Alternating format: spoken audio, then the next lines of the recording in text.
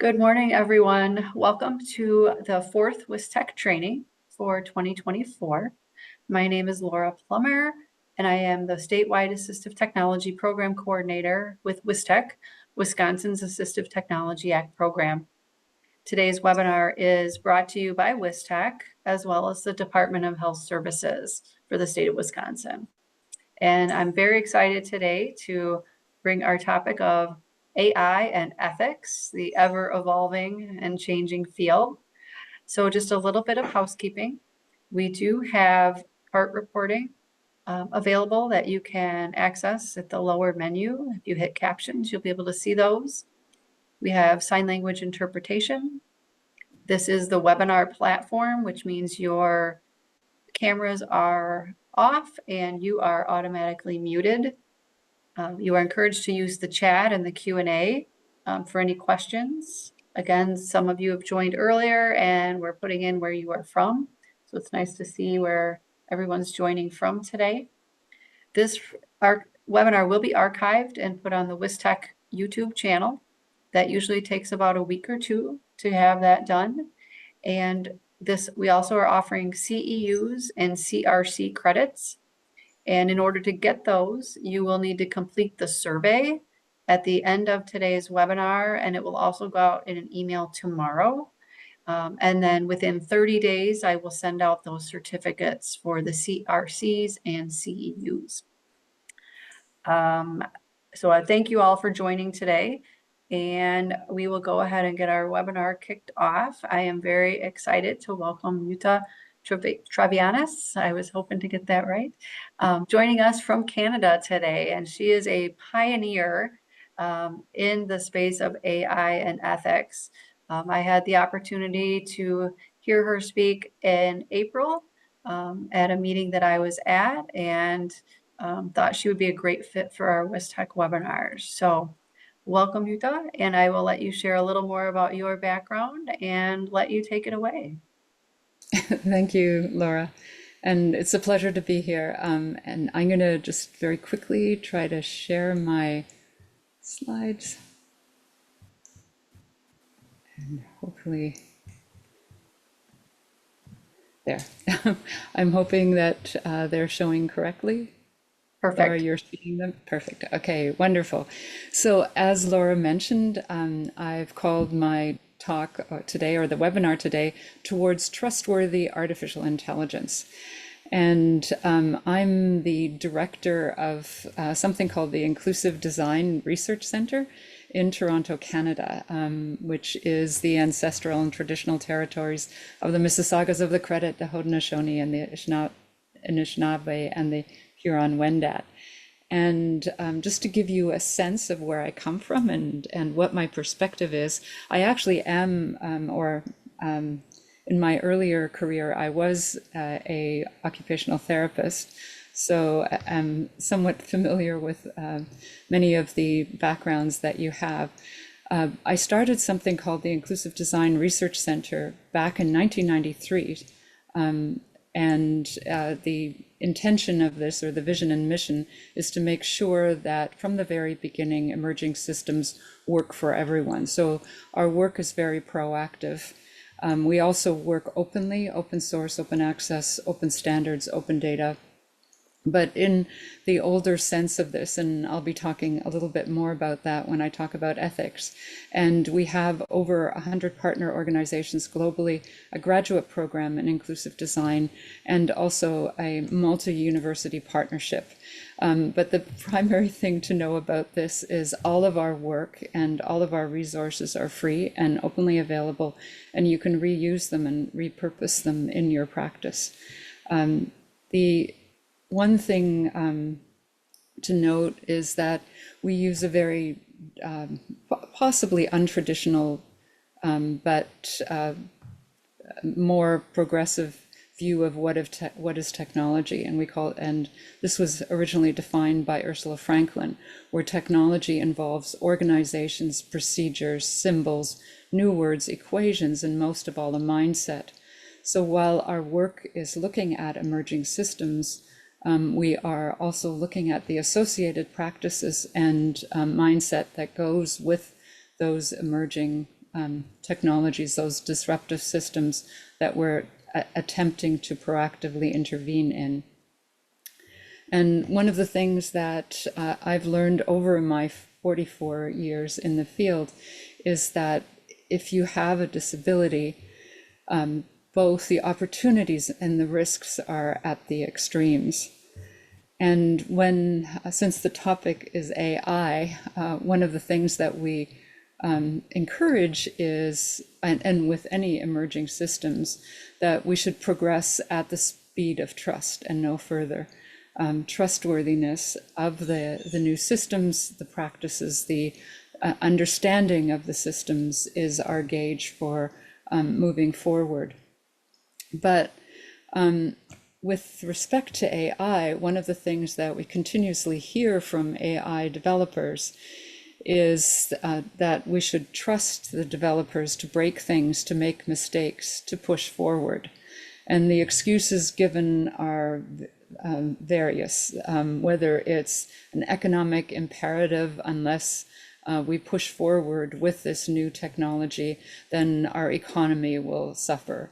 There's a technological imperative that there are so many opportunities with the technology, and we need to, in order to gain those opportunities, we need to push forward. Or there's the geopolitical imperative, which we've heard quite a bit in the Senate hearings in the US, that unless the US dominates with respect to AI, then we are all going to be facing AI designed by China or some other geopolitical force. And this is all quite unfortunate, because to have the right to trust the developers to move forward and break things, you need to have a deeper understanding of the relationship between disability and technology. And you have likely heard the saying that for most people, technology makes things convenient. For people with disabilities, technology makes things possible. And therein lies an awesome ethical responsibility. Because as we know, technology is relied upon to speak, read, write, learn, affect the world, navigate the world, eat, express love, remember, plan, breathe, and live. If you have a disability, our relationship with technology by necessity is more intimate. It is essential because we have no choice. It is what makes things possible. This relationship also makes us more vulnerable. We should not have to give our trust to an abusive technological partner. We're disproportionately vulnerable to the mistakes, to the breaking. And beyond guarding our homes, it can be implanted in our brains and in our vital organs. And this is not to deny that AI provides people with disabilities extreme opportunities, everyone extreme opportunities. AI can recognize speech, gestures, patterns. It can find a target object or pattern. It can match and label objects. It can remember forever and remind on time. It can sort possible paths to find the optimum. It can detect common mistakes and correct them. And it is wonderful at mechanizing the formulaic, recognizing objects if you're blind, translating gestures, acting as robotic personal service workers, creating intelligent prosthetics, restoring vision, reading your mind through your EEG pattern, which it actually doesn't quite do, but that's what has been promised. And so one of the things, unfortunately, that happens is that people with disabilities become the poster children of AI. People with disabilities and the applications are used as a means of justifying why AI should progress and should not be critiqued, because how could you deny all of these wonderful things, life-changing opportunities for people with disabilities by saying that we should restrict AI? And there are new assistive technologies released daily.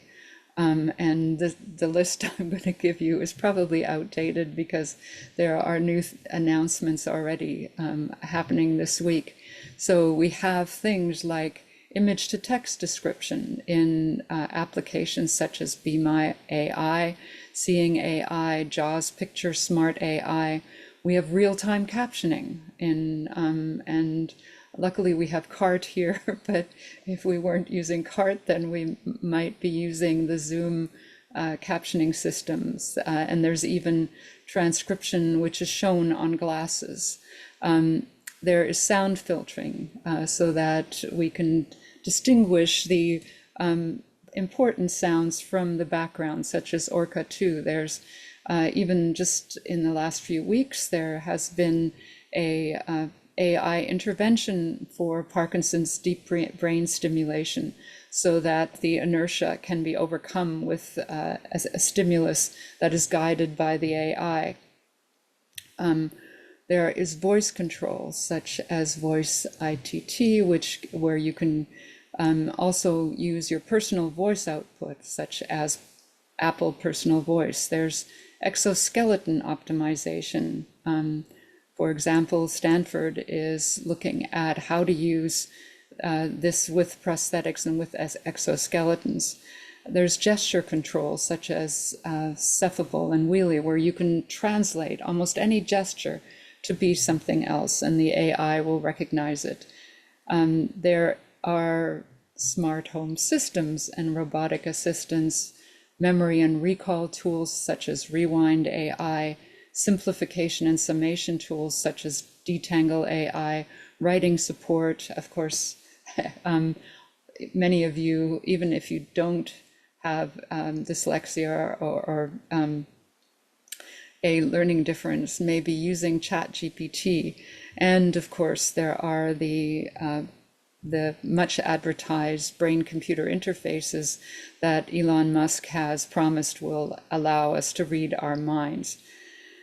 And more. The laundry list of the AI applications is very long and continuously growing. We have AI-based assessment tools, medical calculators, but also within rehab, there's quite a few assessment tools that are relying on AI, monitoring and evaluation tools, training and configuration tools, and the list goes on. But even with these amazing systems, there are already some flies in the ointment, as they say, and I hope that's an idiom that people understand. Some of the things to be concerned about with AI and assistive technology include privacy breaches and data abuse and misuse, surveillance and manipulation, homogenization of output, inverse benefits, connectivity, and hallucination. And these are just some of them, and I will go through each of them in some detail. In terms of privacy breaches, think about the accessibility of the terms of service, the pages and pages of legalese that need to be read before you can actually use the assistive technology, which might be a very critical tool for you. How many people actually read them before they click? I agree. Data sharing, who else gets the data?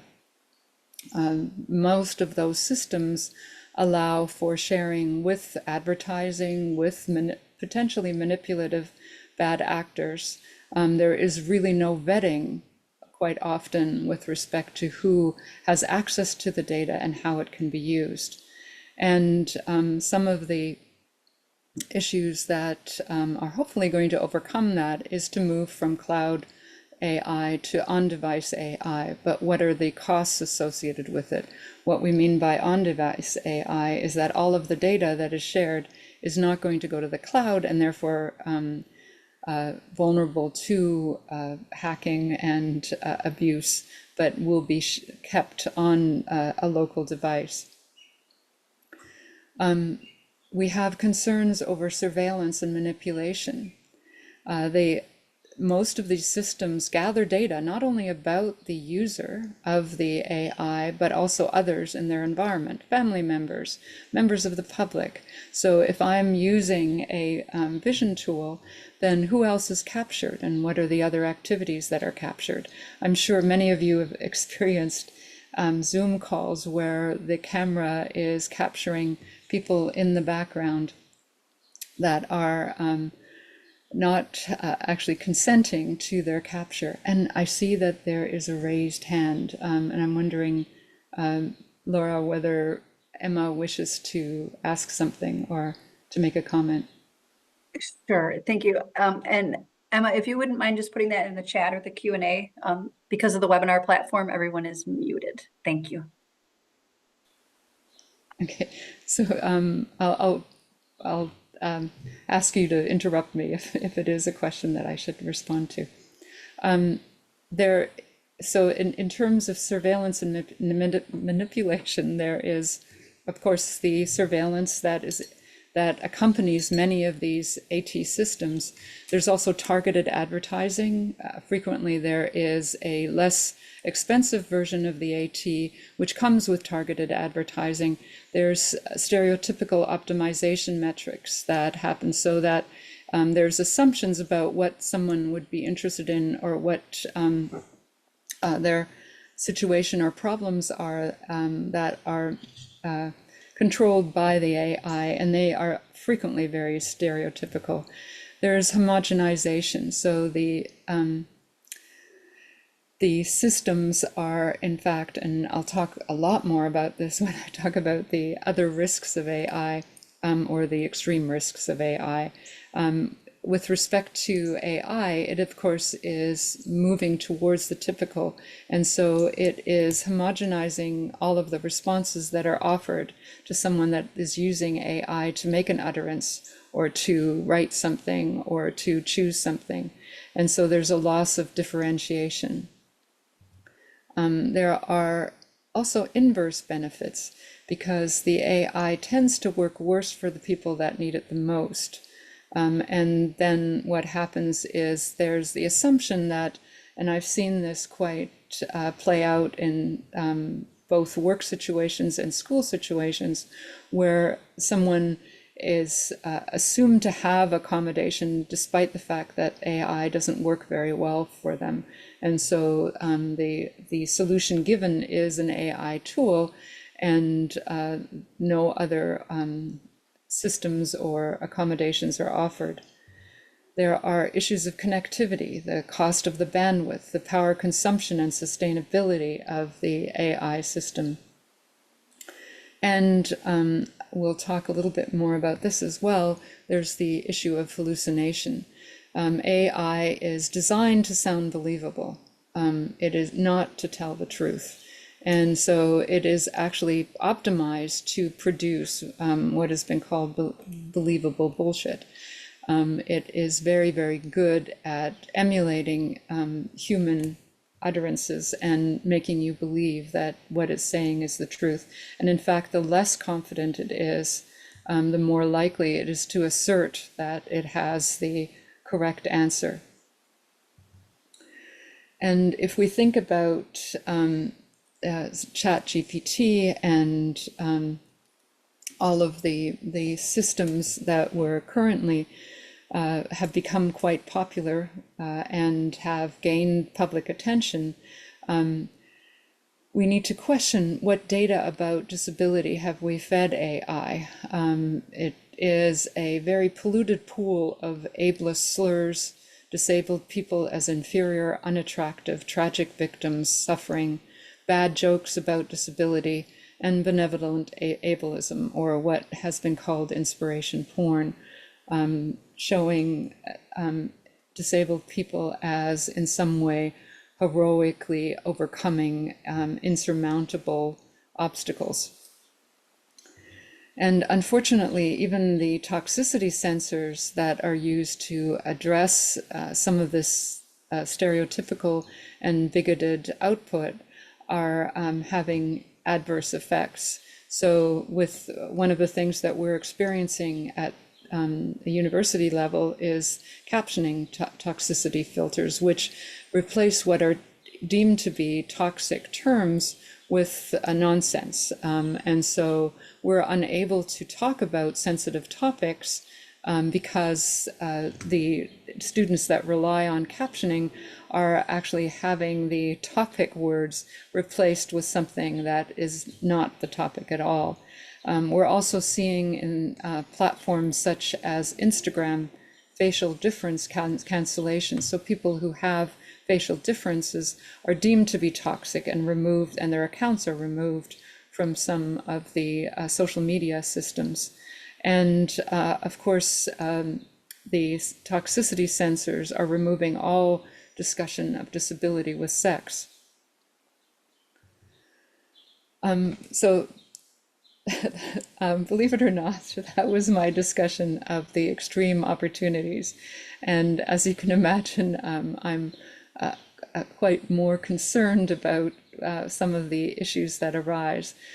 But if that was the good news, I'm now going to go to the bad news. Bad news unless we advocate for some changes. And towards the end of this seminar, I'll talk a little bit about what can we do to address the extreme harms that AI can propagate. So the less known risk is an infrastructure of disability discrimination that is being built and that is emerging with respect to AI. And part of what I want to do is, before I delve into this, is to tell you a little bit more about, at its basic, what is AI? AI is a statistical reasoning machine that is feeding on available data. It is mechanized statistical reasoning, and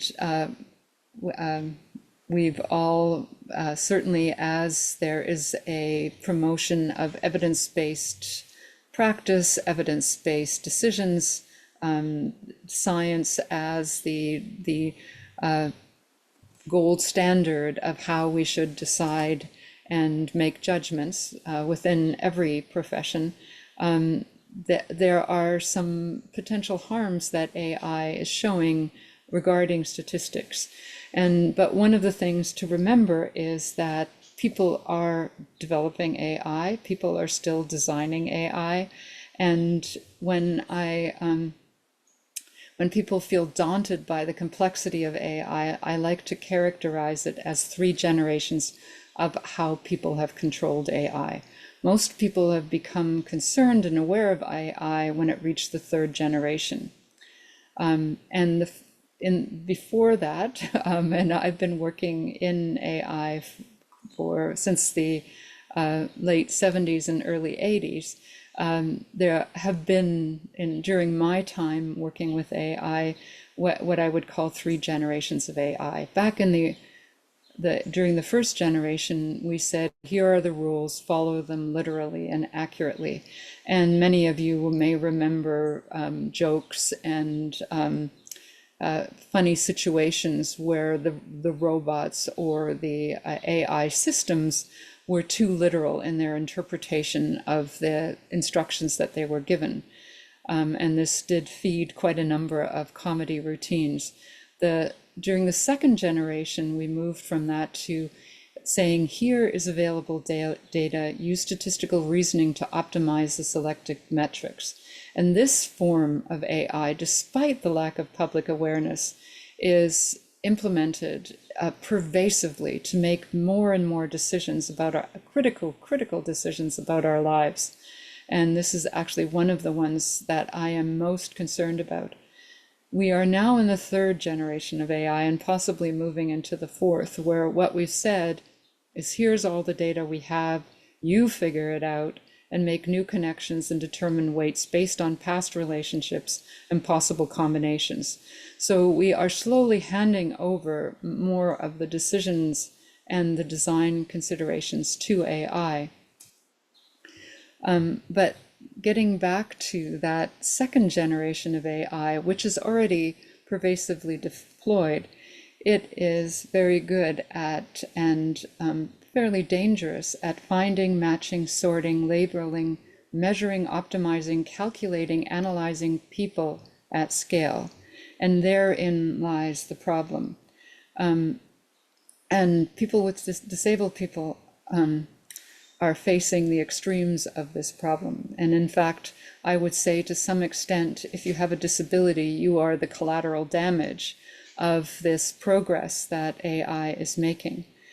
And the problem precedes AI. It isn't something that has come into being simply with the development of AI. AI is simply a power tool. It is like moving from using a hammer and chisel to a powerful motor. It can do the things that we have done before, but AI is mechanizing, accelerating, amplifying, and automating these existing patterns, these things that we've done before, but doing them more efficiently, accurately, and consistently. And as a result of this, because it is more efficiently, accurately, and consistently propagating the patterns of the past, it is also propagating discrimination faster, more efficiently, and accurately. And unfortunately, since part of what we're talking about is a code of ethics, this particular harm is missed by many AI ethics efforts. We have, to some extent, in AI and in the way that AI is currently designed, an existential flaw. And my first alarm regarding this, and this is a story that I've told many times, and it has been repeated, but I think quite often when this story is told, the actual point that I'm trying to make is missed. So my first alarm with respect to AI, what happened about a decade ago. And it was when, back in 2013, I was engaged in helping the Ministry of Transport celebrate its 100th anniversary and prepare it for the next 100 years. And I was given an opportunity to test automated vehicle machine learning models guided by AI that would be used to guide vehicles through busy intersections. And I decided to test them with something unexpected, the capture of a friend of mine who moves backwards with her wheelchair. She's really fast and really efficient, but erratic.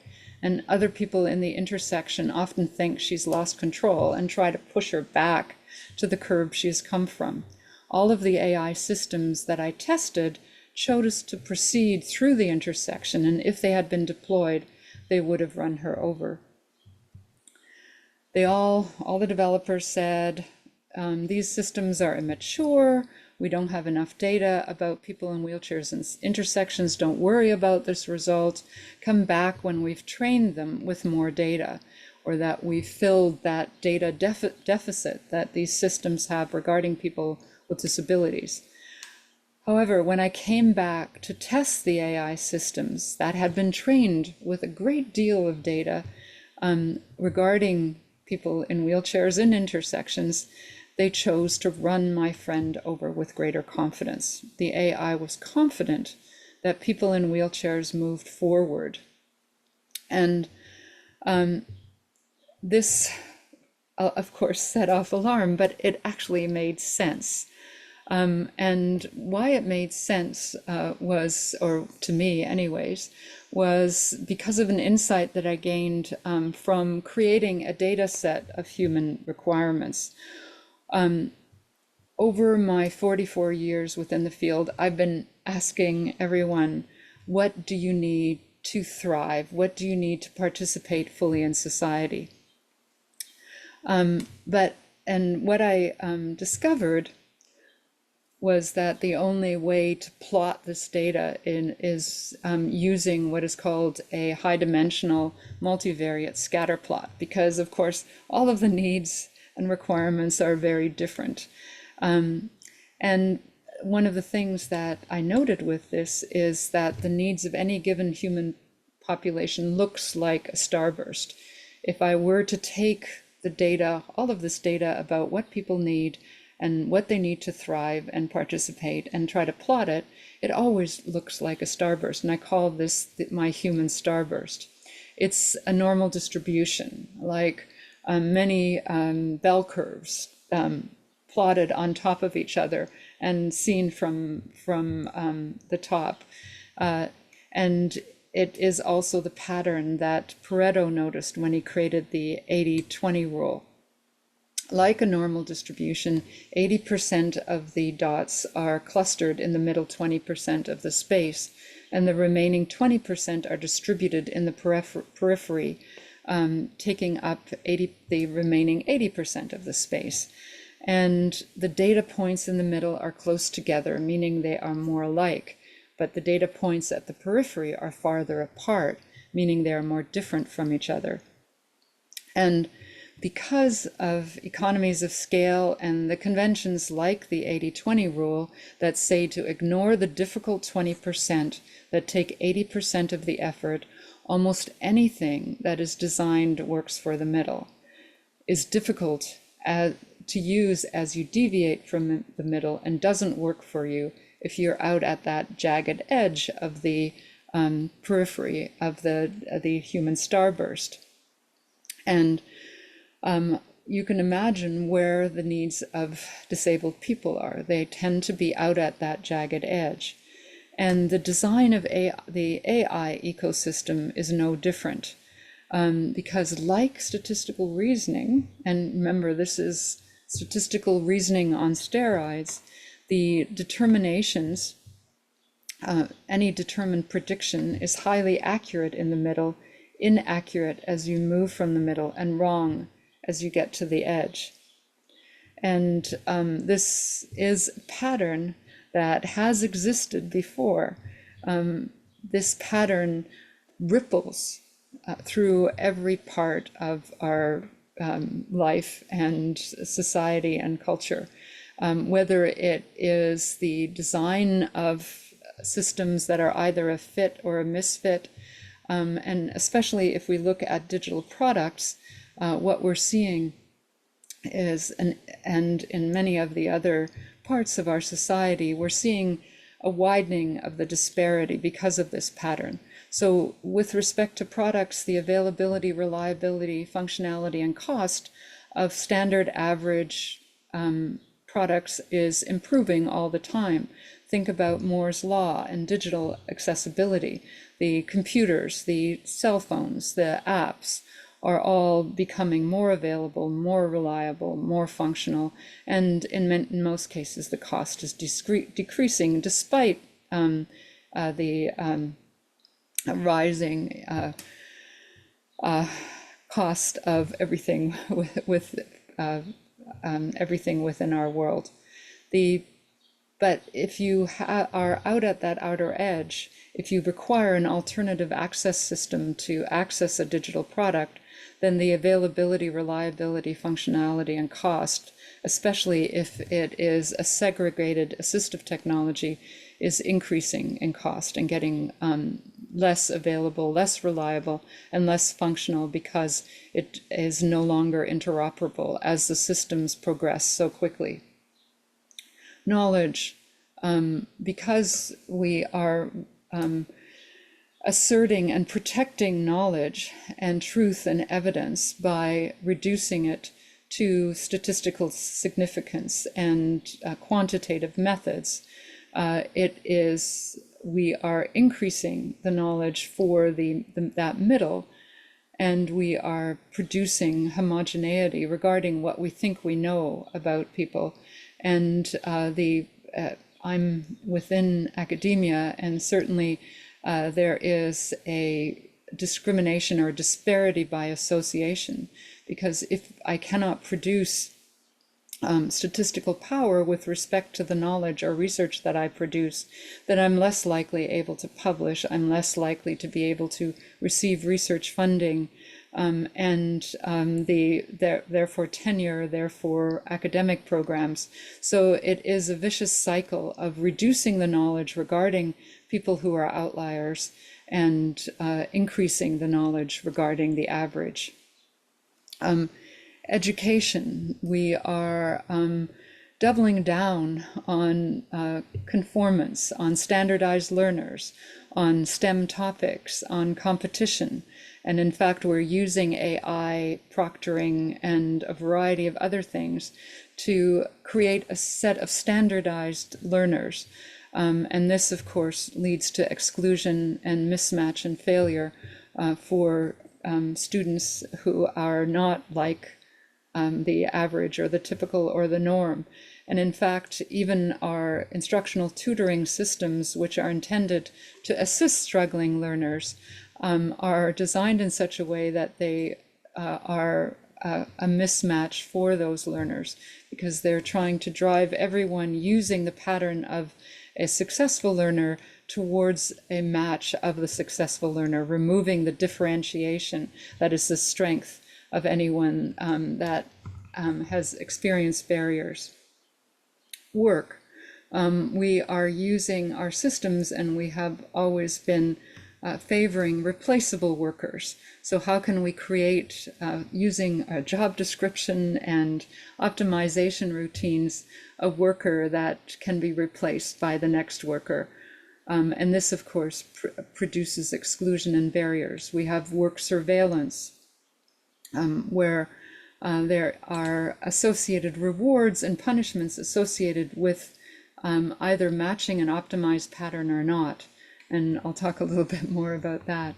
But even democracy has been reduced to seeing the ideal democracy as one person, one vote.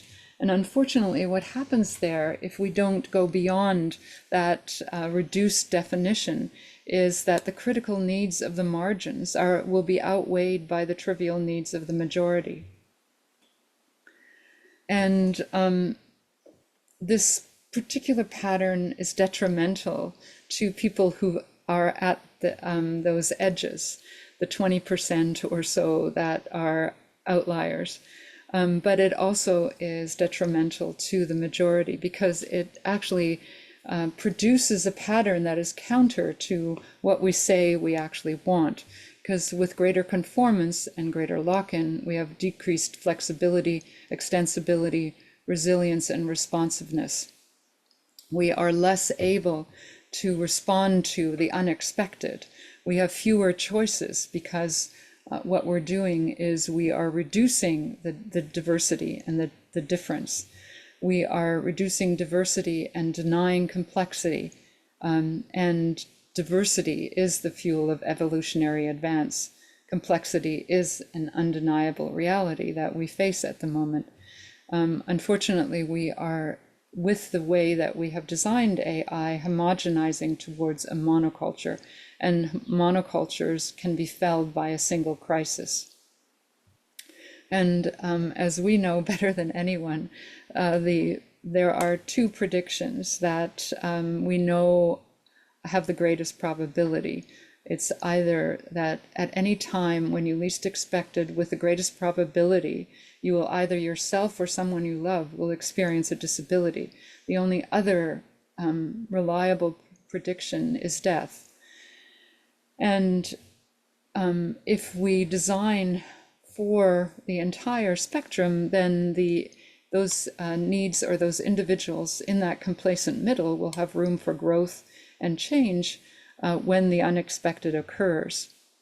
And in fact, one of the things we know about this particular human starburst is that innovation and the weak signals of threats to come are found out at that edge, because individuals that have outlying requirements are the most vulnerable to emerging threats.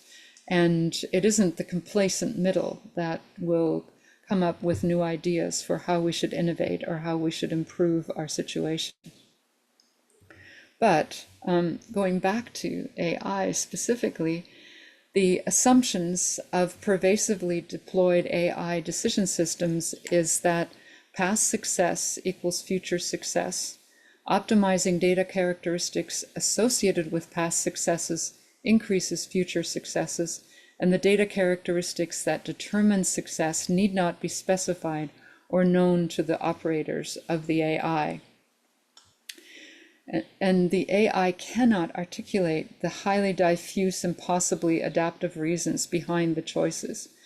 Current AI systems cannot explain themselves or their choices.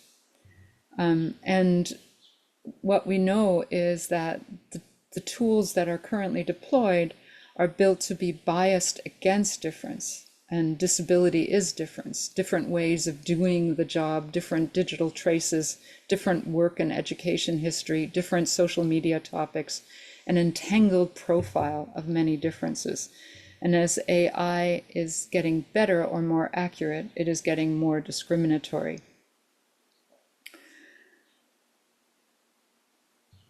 And the second generation of AI that is used to filter people, sort, label, make critical decisions about people is pervasively deployed. It is in employment. The EEOC estimates that over 90% of organizations are using AI hiring tools to filter out a set of applications to determine who should get an interview, who should be considered, how to address the assessment systems. It is used in academic admissions. Almost every post-secondary and especially any competitive academic admissions program is using AI to choose who are the students who will get the placements. It is used in medical calculators and triage tools, especially during the pandemic. There was an uptick in how many medical calculators were using AI to determine what treatment someone should get, who should get priority in the treatment prioritization list. It is used for policing, to flag people who might commit harms, and to determine the length of parole that someone has once they're sentenced, and even to determine what the sentencing should be. It is used in immigration and refugee adjudication. For immigration and refugee applications, it's used to sort out who should be admitted and who is likely to meet the targets regarding the immigration and refugee choices. It is used by tax auditors to flag people that should be audited for tax fraud, loans and mortgages, security flagging at airports, security flagging with defense systems, and AI-powered weapons. At a community level, it is used for evidence-based government investment to determine how a government budget should be invested. Political platforms. What are the political platforms that are going to sway the voters? Public health decisions. What are the public health threats, and what are the measures that should be taken to protect the public? Urban planning. How should a city be designed? How should traffic patterns be determined? How many parks do we need? What is the design of the parks?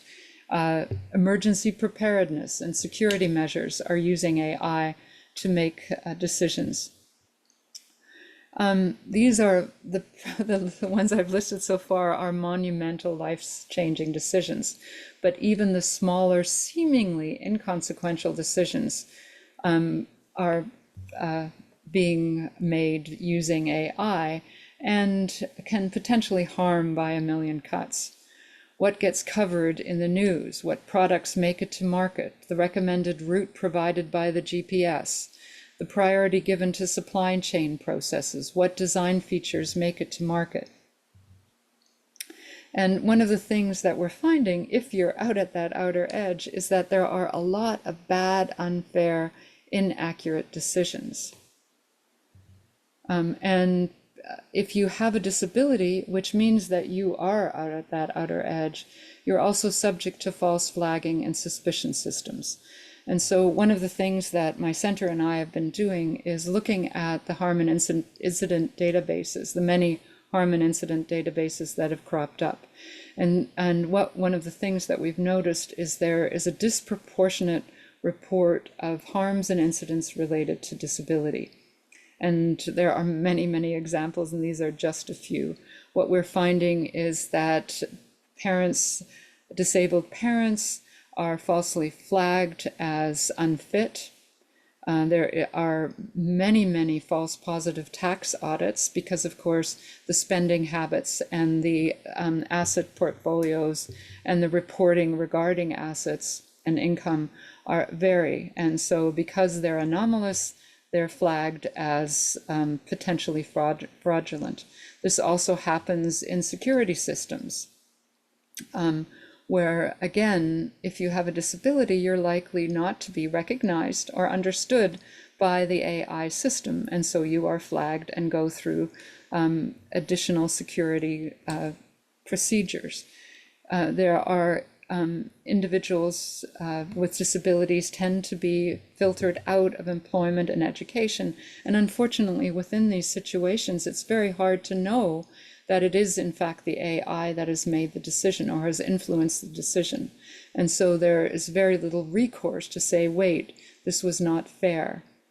There is biased credit and asset rating. People with disabilities tend to have unfair and inaccurate credit ratings. Denial of mortgage and loans, unfair high insurance rate, deprioritization of relevant information in news, social media, and in resource sites that are intended to assist the public. And one of the things that has been most troubling lately is that we found that there is an uptick in iatrogenic death and illness among people with disabilities, meaning an uptick in the number of deaths and illnesses caused by the treatment and not by the illness itself, because medical calculators are used to determine what the treatment should be, rather than the judgment of the medical profession regarding the patient in front of them. And one of the concerns is that also that privacy protections are not working. A lot of the ethics measures are focusing on privacy.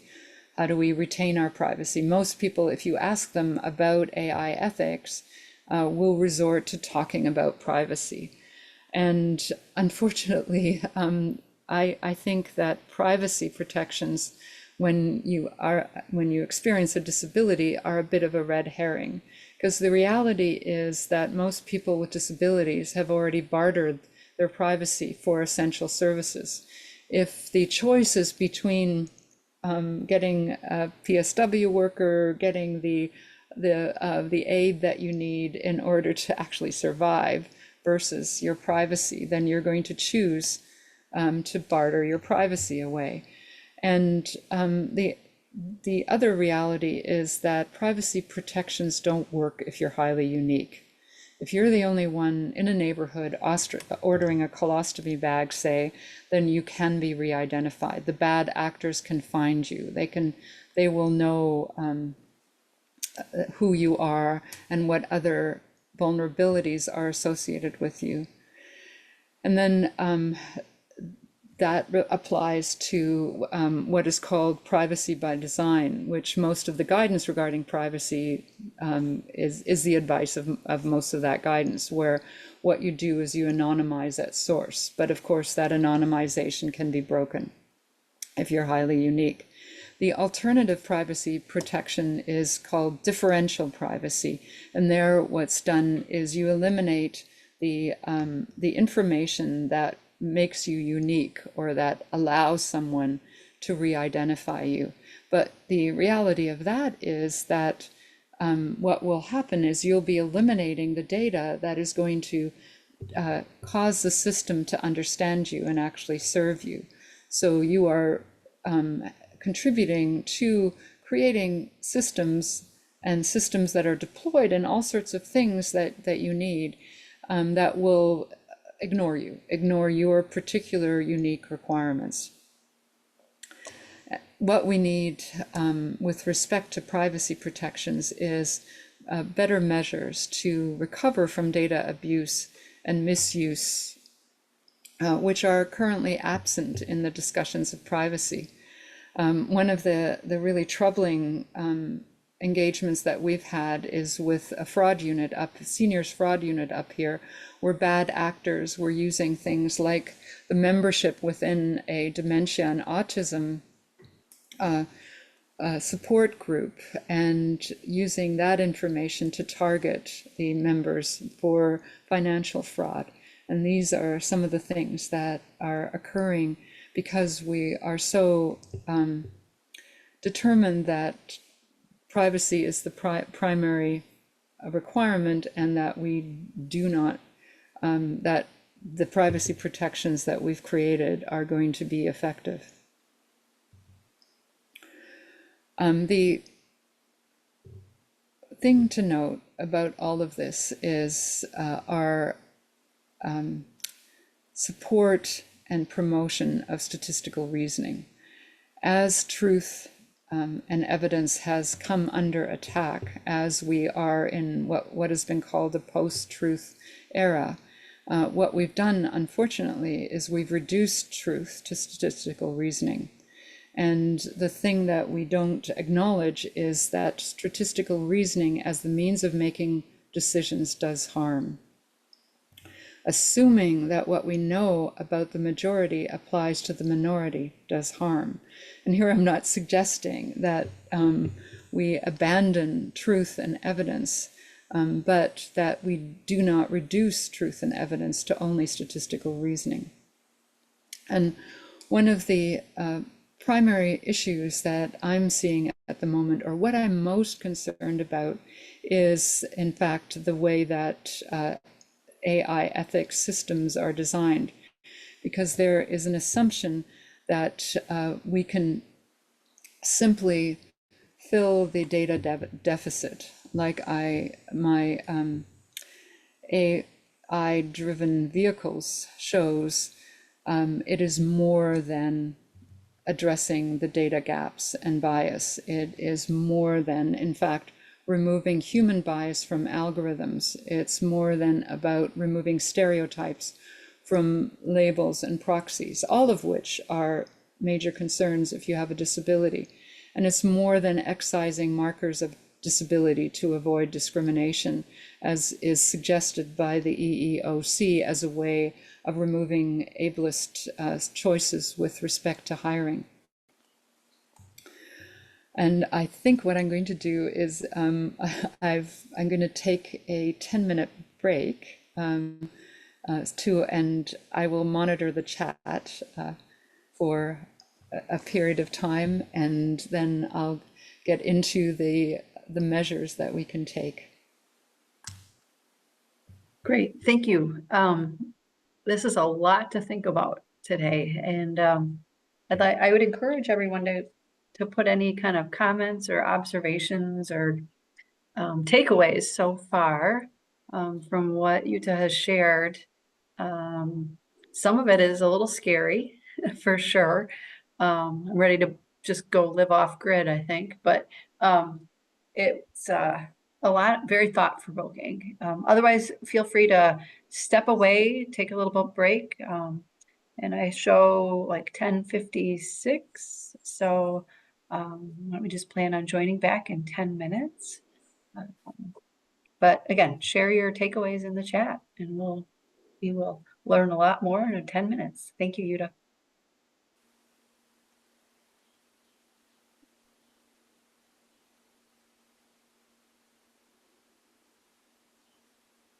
Yeah, we've got a comment that my spouse works on technology, and the more she learns, the more terrified or horrified it's becoming.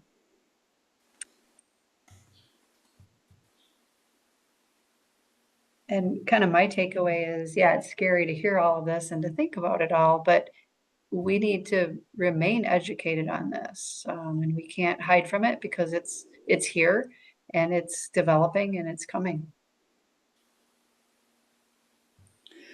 So Laura, I usually in the chat I'm able to respond, but I guess that's not active in a webinar, so I can't type my response to say Andrew, which is oh really? Okay, let me check the interesting settings. Question regarding disclosing disability in a job application. Okay, sometimes our settings get changed and we are not Right. aware of that. Well, I So, can actually just tell you my sure. response to that. And there is quite a dilemma there. I mean, what do we hide disability and therefore reduce understanding and support for disability? I think that's the dilemma with respect to many of these decisions. If we excise all evidence of difference, then we're creating this myth that people are not diverse, right? But is the weight of that systemic change going to be on the individual who already is experiencing so many barriers? So I think it is that there's no single answer to that particular question. It depends upon the context, upon the other protections that are available with respect to discrimination within the workplace, the recourse that somebody might have. And so my advice is usually on a person by person, situation by situation basis. But I think as a society or systemically, we should make sure that disclosing a disability is not going to cause someone to not be chosen. So there's a lot of work that we need to do collectively so that people with disabilities don't need to hide the fact that they have a disability, that will not be a subject of discrimination. For Catherine, insurers are notorious. Yeah. Right. And Catherine, you're getting at a really important issue here, and that is skill atrophy.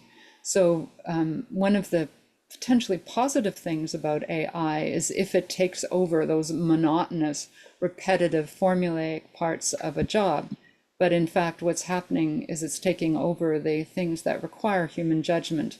And if we were to use AI ethically, then what there would be an opportunity to do is to increase the skills and the human capacity to address the needs that are unusual, that are outlying, that where it isn't a formulaic answer. But that's not what's happening.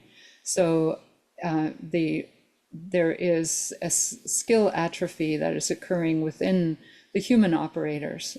So they no longer know how to make the necessary critical decisions. And then, yes, Carly, that's a really great point, that we need to have representation at all parts of the AI ecosystem. It isn't just that people with disabilities should be able to use the AI products or assistive technology, but we need representation in the planning, design, development, decisions regarding how to deploy AI. And unfortunately, at the moment, the AI tools, development tools, the AI design tools, the planning systems are not accessible. There are quite a number of accessibility barriers. Okay, and Heather, I'm going to get to some of the things that we're trying to do with respect to the scary situation in the second half once we come back from the break. Yeah, so this is Laura, and I would just encourage folks to take a break if you'd like to, and we'll see you in basically 5 minutes, I believe. Yeah, and Catherine, I agree. Insurance companies are notorious at the moment.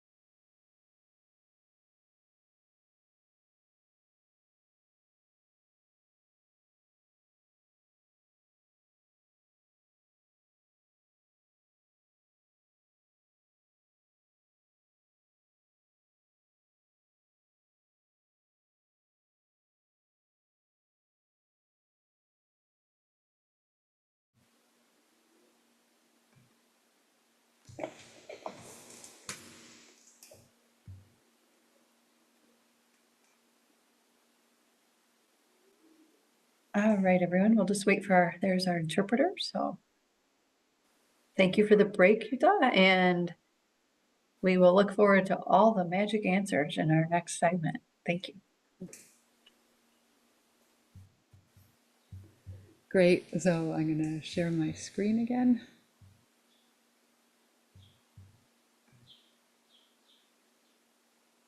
I'm hoping. Am I still sharing it the right way? All good. Okay. So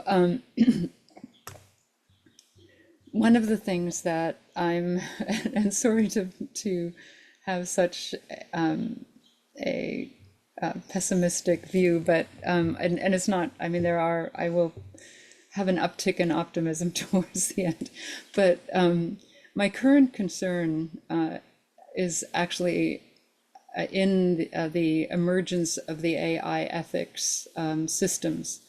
There is now an AI ethics industry that has emerged, and it's become a growing industry within a professional association. And there are many jurisdictions and countries that are where there are jobs related to AI ethics. But unfortunately, what I'm finding is that the same sort of statistical discrimination, what I've called statistical discrimination, is showing up in AI ethics measures. So there are these companies that are selling their services to certify AI efforts or AI systems in their application in a variety of the areas that I was talking about. But what they use in determining whether something is ethical and certifying it as ethical is risk-benefit analysis or impact analysis. And one of the things that we're finding with all of those harms that I was talking about with respect to disabled people is that they appear to be insignificant when determining metrics and thresholds. So statistical reasoning is used to say, well, this system is ethical or it isn't ethical. And because the ethical harms to people with disabilities are so different, each scenario is so varied, that the determination is that this particular egregious and horrible harm to someone with a disability, because it's rare, is insignificant. Or if there's error testing, that it is invisible or insignificant again, because statistics are used to determine whether something should be done about this or whether the impact is sufficient. And there is a fairly scary, and apologies for all the scariness, Rich Caruana took a look at error testing and showed that, in fact, the errors and harms and deaths related to someone who is an outlier, there will need to be a huge number of actual tragedies that occur before it would come up in many of the error testing tools that are deployed within AI ethics measures. The unfortunate thing about AI ethics industries and AI ethics auditing tools is most of them use something called cluster analysis and comparison. So what they do is they say, they compare the performance of an AI decision tool, say, between the default, the majority, and some definable cluster of people. So women versus the default, racialized minorities versus the default, someone with a particular language group versus the default. And this is possible because there is some variable that, or a sufficient number of variables that are consistent so that you can create a cluster. And so that you can identify, here's a concentration of the people that belong to this protected group, and we can compare this to the default. But of course, there is no disability data cluster. There's a saying that if you know one person with a disability, you know one person with a disability. The primary characteristic of disability is difference from the mean or the average. And the people with disabilities are more different from each other in the data-related factors or facets than people who are average are from each other. So what you have is you have extreme heterogeny. And so there's no way to create a disability data cluster. Even if we were to use self-identification as having a disability, that would in and of itself be somewhat discriminatory because many people choose not to identify. And that would be the only data point that exists within that. The other piece of advice that is, well, one of the things to note about the data related to disability is it's highly entangled as well. So there is no way to isolate or to group all of the data related signals regarding disability. And so the exercise of these auditing tools does not work for disability. And so what we're finding in the industry that is actually certifying systems is that people with disabilities are falling through the cracks and stranded at the edges of the bounded clusters. And things are being certified as ethical, despite the fact that they're hugely discriminatory and ableist. The harms against disabled people are invisible in risk-benefit frameworks. And again, they're seen as an anomaly, merely an anecdote.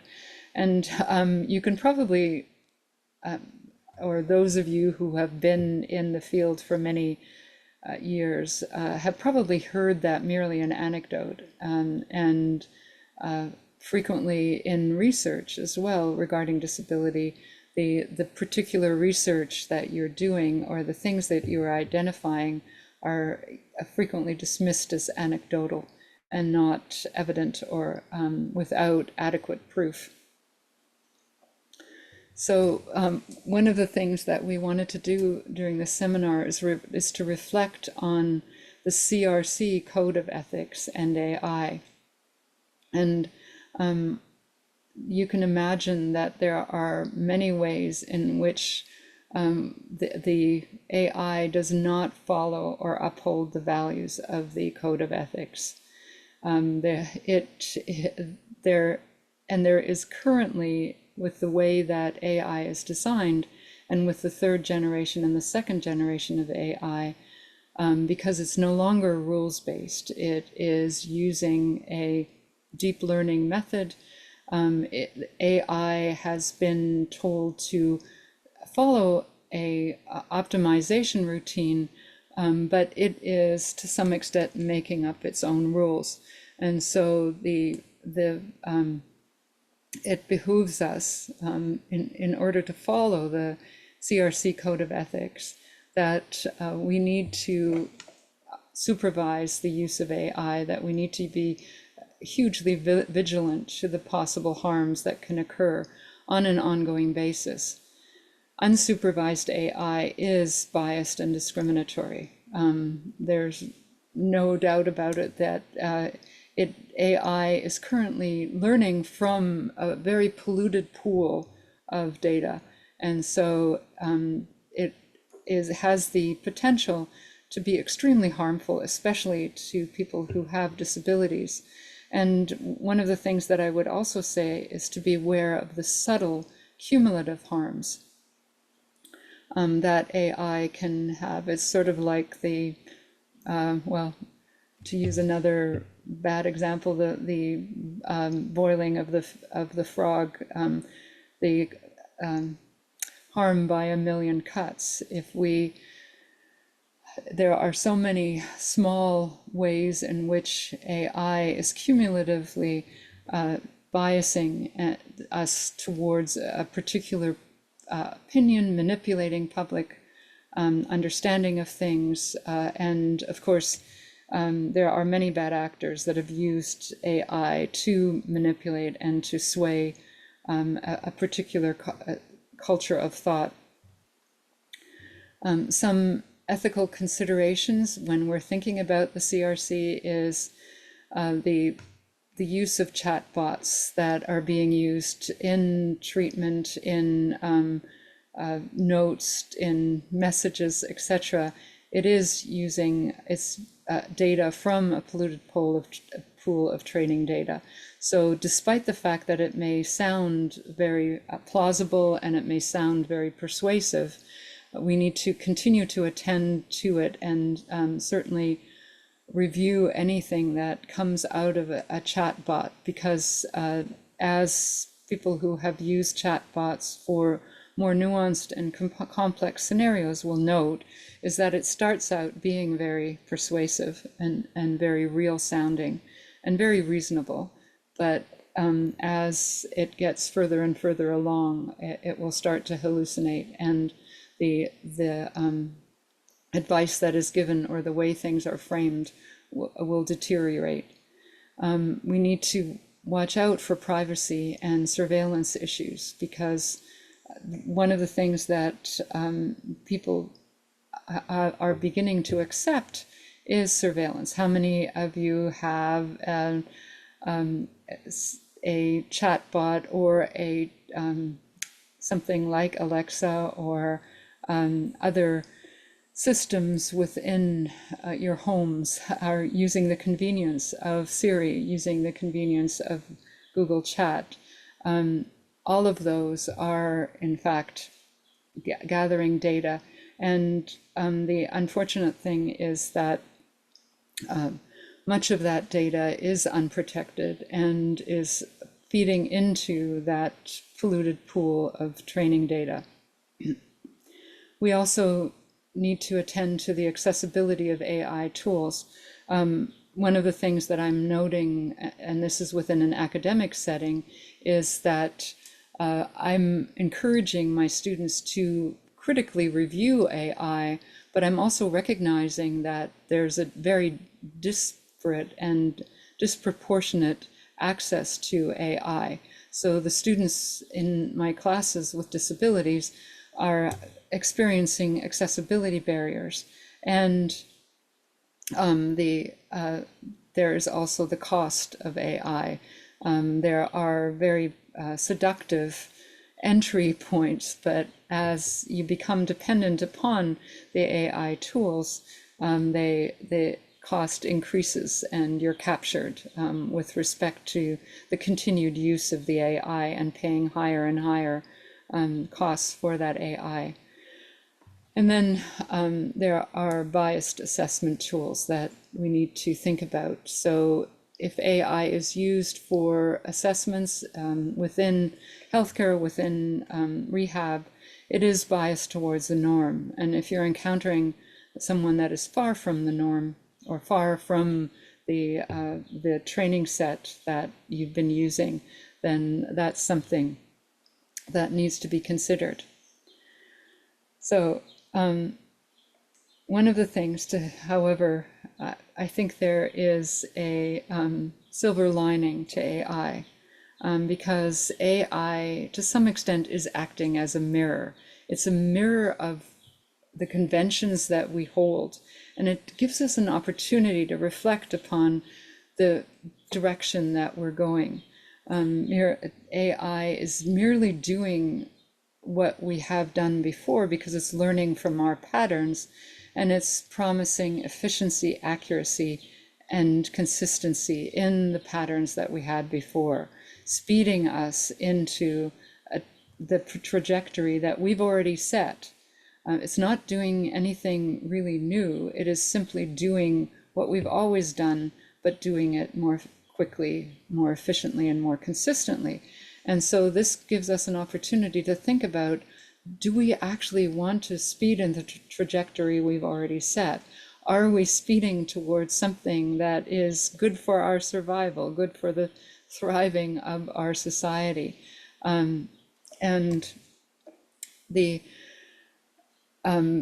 AI is hugely seductive.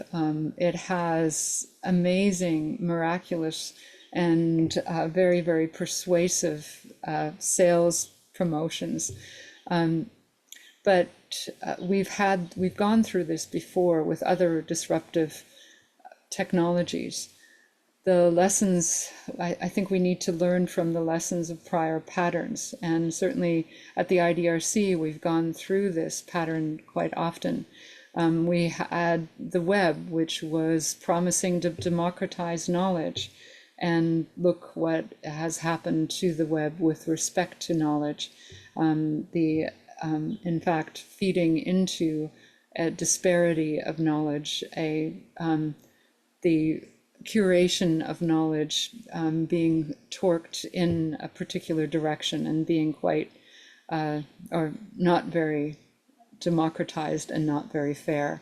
Social media claiming that we will have greater social connection when in fact I feel that there is a reduction of human connection with the way that social media is currently used, and our device dependence, the replacement of true friendship by faux friendship, sharing platforms and shared resources, Uber and Airbnb, and all of these gig technologies were supposedly a means of sharing. So all of these had altruistic rationale, but that was captured by a profit motive, and resulted in an undermining of what was promised, presenting a very superficial, impoverished version of the promoted values.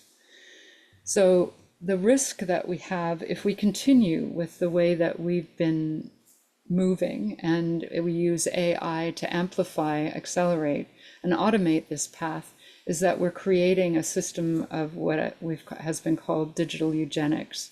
We're widening disparity. We're creating this self-fulfilling prophecy machine that speeds us in a direction that is questionably harmful for us. So getting to the, what do we do? How are we addressing trustworthy AI? And I'll talk a little bit about how we are addressing trustworthy AI within the IDRC, and then some of the additional things that you can do to help with this. One thing I should, as a little bit of background before I get into what we're doing in the Inclusive Design Research Center, is tell you what is in fact our definition of inclusive design. We capture inclusive design, and this is also called the Canadian School of Inclusive Design, under 3 dimensions. So unlike universal design, which has the 7 principles of universal design, and unlike the UK School of Inclusive Design, which actually emerged at almost exactly the same time and which is complementary to our School of Inclusive Design, we don't have a set of criteria because we base our notion of inclusive design on an understanding that people are extremely different and that each scenario is complex and entangled and requires a different response.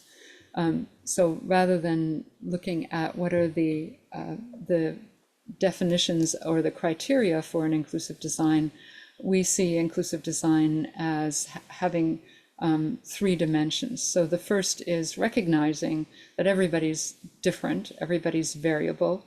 There is no average person, there is no average you.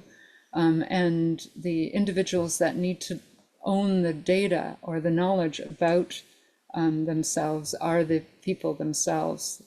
And that we need to seek inclusive design for that diversity within an integrated system, not as a segregated set of accommodations or a segregated set of solutions that, which then would deny the general population of the inclusive design.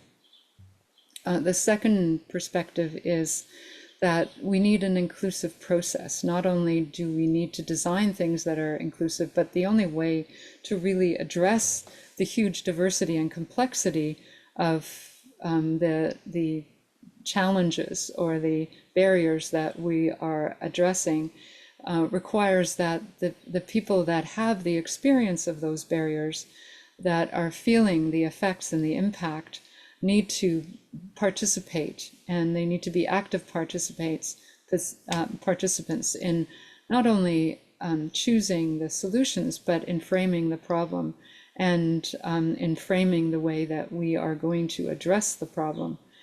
And one of the things that we try to do is have as diverse a team of what we call co-designers as possible, and continuously at each iteration of our design ask, who are we still missing? Who is impacted by this decision, or who is going to be harmed by the decisions that we've made at the moment, and how can we bring them in to the process?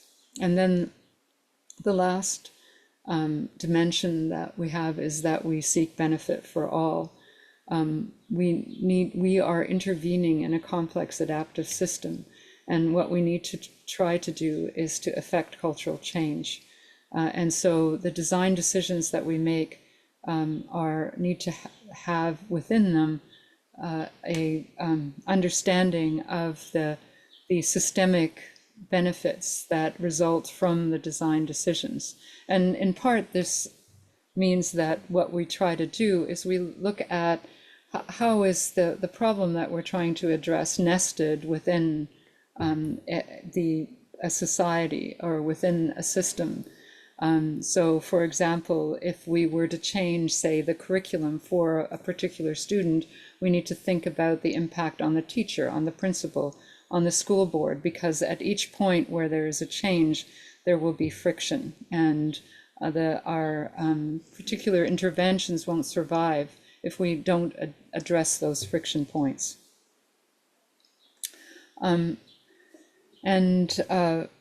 Because we're talking about design, and most people know about design thinking, where what you have is what's called a design thinking squiggle, and you competitively iterate towards a winning solution. So what's used within these design interventions is competition towards a majority-based impact. And so, as you can imagine, I've been talking about statistical discrimination. Well, even in our Design for Good and all of those hackathons and all of those design workshops, frequently what happens is the decision or the solution and in fact the identification of the problem is done competitively, and it's based upon majority rules. So in order to overcome that, what we have instead is what's called the virtuous tornado. And here what we do is we seek the people that are most impacted by the things we're attempting to address, and we recruit them to be our co-designers. What we attempt to do is to ensure that whatever system we're designing is going to will stretch out to address their particular requirements. We're not focused on the majority, we're not focused on the average, we're focused on the people that are the outliers, the people that have the greatest vulnerability to the things that we need to address. And at each iteration, we ask, well, who are we still missing?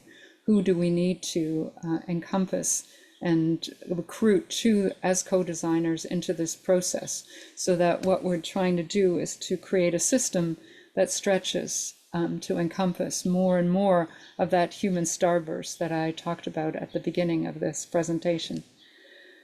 And one of the objections that we always hear when we're talking about our methods is, what about cost? Isn't it going to cost more? Doesn't it cost more to think about the outlying 20% that are the most difficult to, who have the most difficult needs. How many people are we going to have to think about? There are so many cost-related objections, but one of the things that we found in our research is that if you plan with the edge, if you try to encompass the needs of those outlying jagged edges of our human starburst right from the beginning, it may take a little bit more time, it may cost a little bit more right at the beginning, but in the medium and long term, you're saving a lot of money, and you are creating a system that is far more flexible.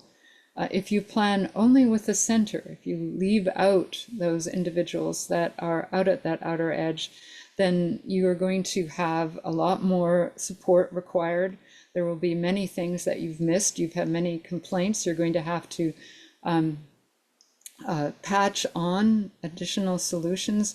Your system is going to become, whether it's a service, whether it's software, whether it's a hardware design, whether it's a treatment plan, it's going to become very brittle, and it will reach end of life, and you're going to have to change it much more quickly. And so in the in the medium and long term, it is going to cost a lot more. So what have we been doing using these methods? One of the things that has been surprisingly effective in getting people to grok where we're at and what is the problem with our current patterns is something called our inverted word cloud. So many of you have probably participated in a word cloud exercise if you've participated in webinars or in presentations where you're given a question and you're given a way to answer the question with a single word or a phrase. And then what happens is the majority words go to the center and they grow in size and they grow in and they gain your attention. And so everybody starts repeating a lot of the words that are in the center. What we've done is we've actually inverted that so that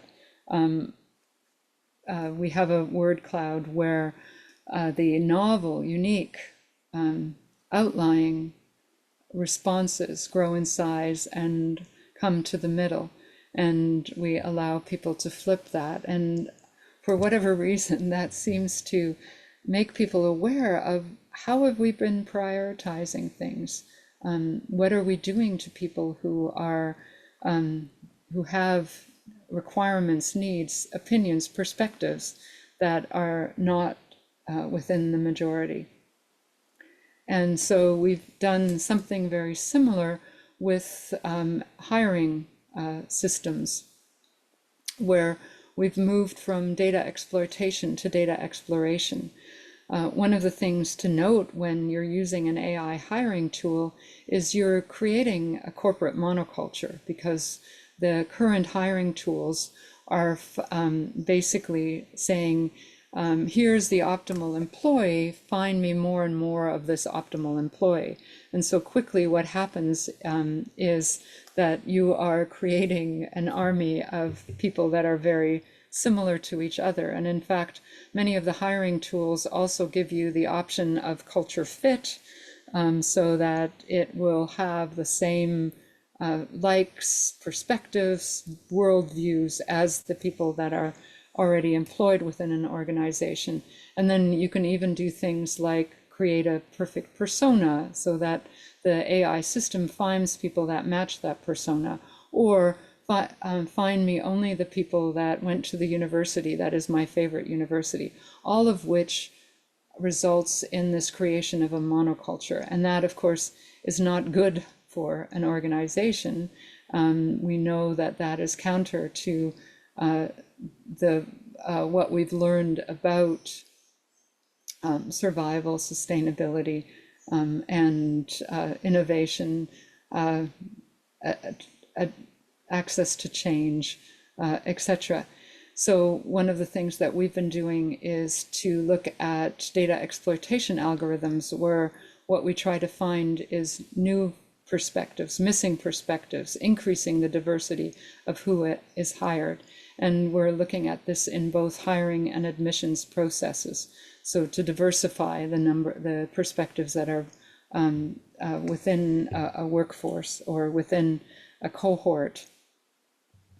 We're also working on harm prevention tools. So one of them is a trust meter, and this was something that we started developing during the pandemic, where triage tools that were medical calculators were used that were based upon statistical reasoning, and would make decisions about people who, if you recall that starburst, where if you're outside of the statistical mean, the decisions would be inaccurate or they would be wrong. And so one of the things that we're doing with the trust meter is, if you are someone that's deploying AI, it will tell you that the person in front of you is not adequately represented. They're beyond a particular statistical threshold within the data that is used to train this tool, and therefore you should not use the AI to make this decision. You should look at the particular requirements of the person or the group in front of you and make the decision yourself.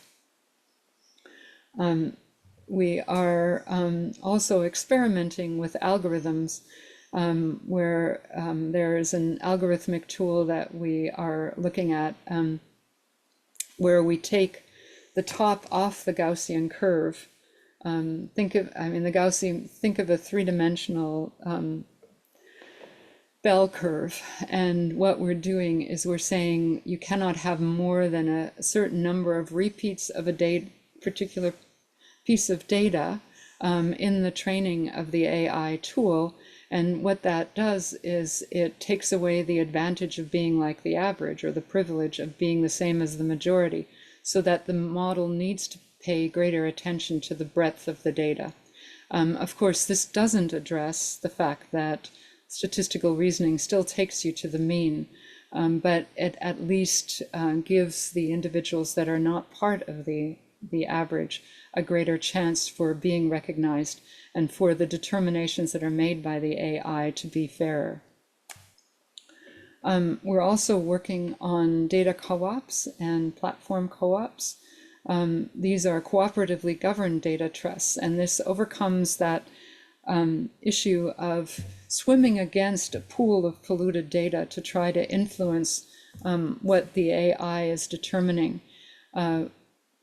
If you are in the minority, of course, given that your data is considered within a huge pool of average data, it's highly unlikely that the system will be able to adequately recognize and serve you. So what we're looking at is alternative data pools, bottom-up, community-led data ecosystems that are, when we're looking at employment, worker government and owned by the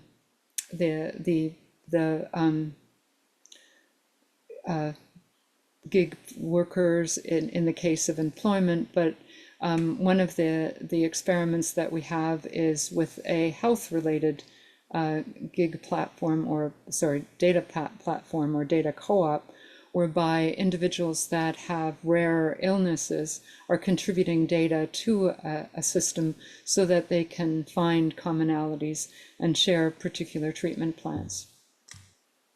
And because I have been speaking so much about the risks of AI, I was challenged to and asked, well, how would you do it differently? And so we have this experiment called our Baby Bliss Bot, where we're practicing alternatives with large language models, trying to push the benefits of AI to where they're needed the most. Who is it that requires a language model or a communication tool the most? And so we're working with children who use AAC, and we're experimenting with a semantic symbol language called Bliss Symbolics, which is used within augmentative and alternative communication to be able to express abstract terms before you've developed literacy. unlike pictures, which are very meaning specific. Bliss symbolics allows you to express abstract terms at a developmentally appropriate time, and it allows access to expression for kids who have no way of expressing phonetics. And so it's a better alternative to a phonetic language if you cannot speak. And one of the experiments that we have with this, which is working quite well, is what we call our bag of words. So the children are able to create a very telegraphic message that is specific, which has a specific meaning, and then the AI turns that into, or expands it into, a grammatically correct, understandable sentence or utterance for people who are not familiar with the communication system that the child is using. And more importantly, we're trying to fill the regulatory vacuum by creating an accessible and equitable AI standard. And this is in Canada for the Accessible Canada Act. And it's being considered and being harmonized with the EU AI Act. And here we are addressing the things that other regulatory systems are not addressing, things that are specific to disability. So accessibility, nothing without us, making sure that the tools that are used in the AI ecosystem for planning, evaluating, designing, developing, deploying, monitoring AI are all accessible. We're addressing statistical discrimination, making sure that people are trained in to be aware of statistical discrimination, and that there are measures to counter statistical discrimination when they impact someone who has a disability. We are trying to address cumulative harm because all of the other regulatory instruments that are out there, whether it is in the US, the EU, Canada, or any other jurisdiction, are based upon impact and risk, and only extreme risks or extreme impact or high impact systems are being addressed. There are no protections if they are deemed to be low impact. But if you are an outlier or a small minority, then the cumulative harms result in fairly significant harms to you. All of those small trivial things put together can be very harmful.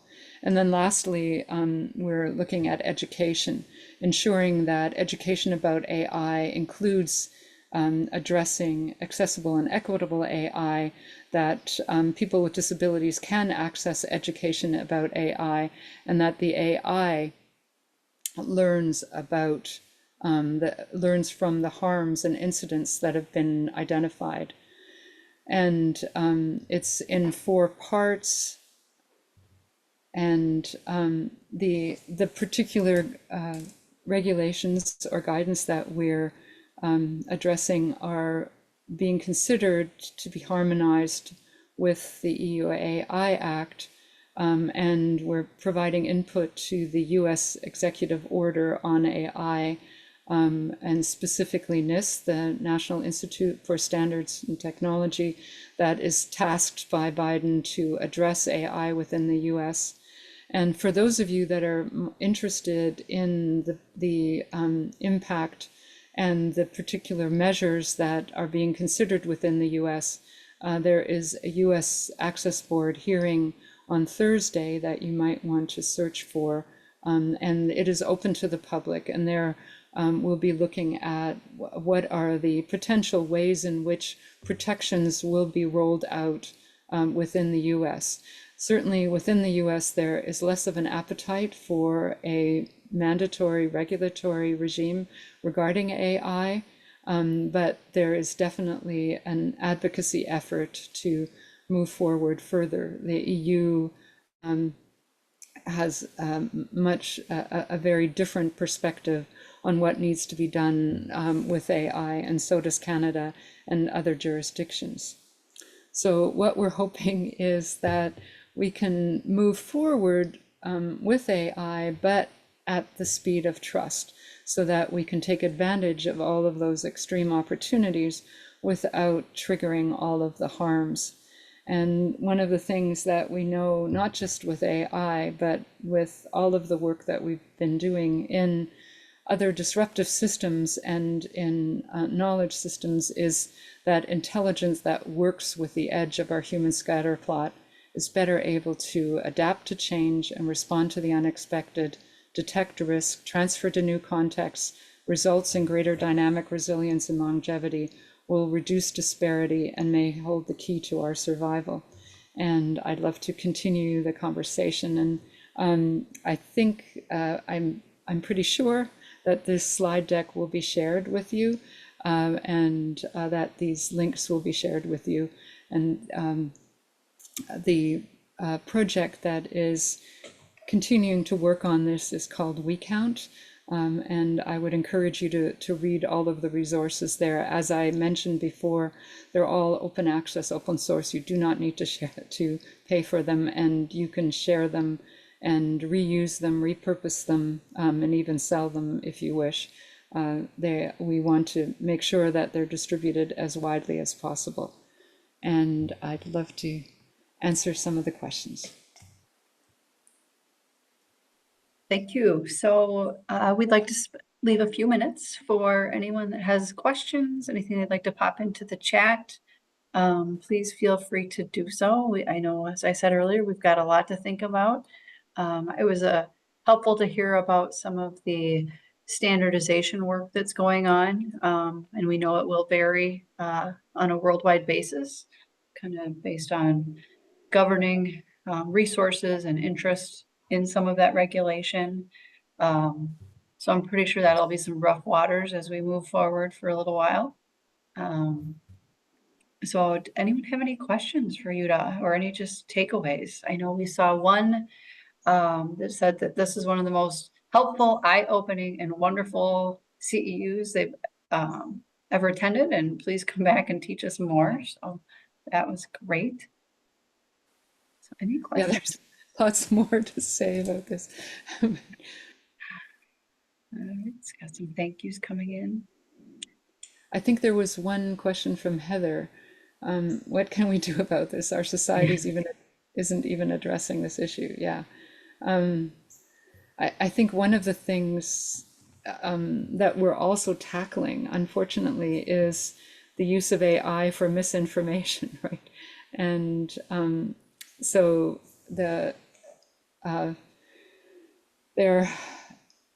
there's a systemic component to it, and there's this dilemma of balancing how do you address something for a particular individual versus how do we address it for our society as a whole. So protecting the individual from the discrimination that AI has without then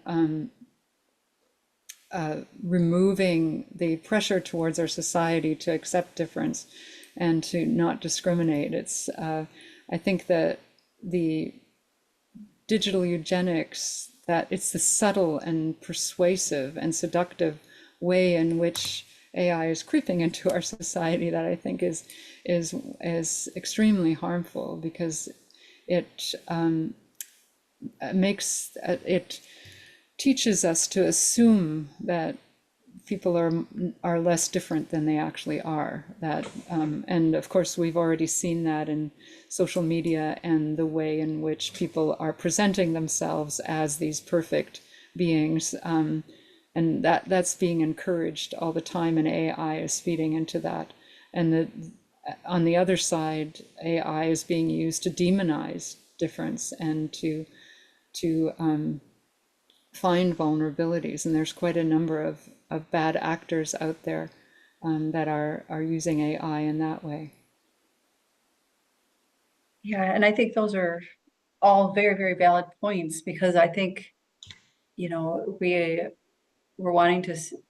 using our social media, and now that is being adjusted through AI and presenting just certain worldviews, and then the logarithms that will validate my opinions based on what I've clicked on. And so it's keeping other information away from me.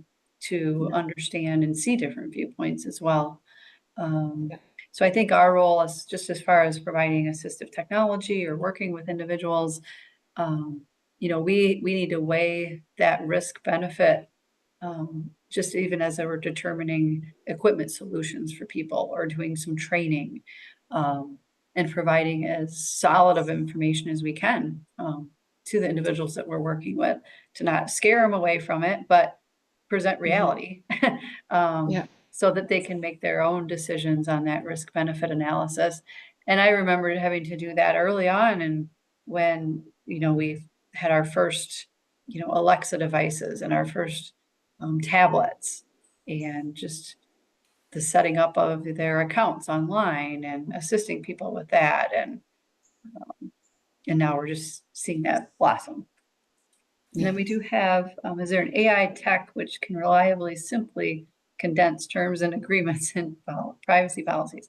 So I think they're asking, like, when we have that whole long thing of legalese, is there something that will put that in plain language? And in my mind, that just simply says, the stuff that you're doing on this is being shared, period. Yeah, we can sell it, we can give it to, yes.